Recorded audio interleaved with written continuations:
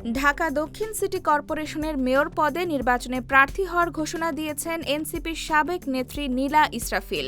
মঙ্গলবার রাতে সামাজিক যোগাযোগ মাধ্যম ফেসবুকে একটি পোস্টার শেয়ার করে তিনি এই ঘোষণা দেন। পোস্টে ইসরাফিল লিখেছেন, সবার ভালোবাসা ও অনুপ্রেরণায় আমি ঢাকা দক্ষিণ সিটি কর্পোরেশনের মেয়র নির্বাচনে প্রার্থী হওয়ার সিদ্ধান্ত নিয়েছি। আমি বিশ্বাস করি একটি পরিচ্ছন্ন, নিরাপদ ও বাসযোগ্য ঢাকা আমাদের অধিকার। আপনাদের দোয়া ও সমর্থন কামনা করছি। ধন্যবাদ সবাইকে। এরপর তিনি আরও দুটি পোস্ট দেন। একটি পোস্টে প্রশ্ন তুলে তিনি লেখেন, কাকে ভোট দিতে চান, রাজাকারের বাচ্চাদের নাকি মুক্তিযুদ্ধকে যে ধারণ করে তাকে? অপর পোস্টে তিনি লিখেছেন, আমি স্পষ্টভাবে বলতে চাই, ঢাকা দক্ষিণ সিটি কর্পোরেশনকে আমি একটি শৃঙ্খলাবদ্ধ, স্বচ্ছ এবং উন্নত নগর হিসেবে গড়ে তোলার চেষ্টা করব।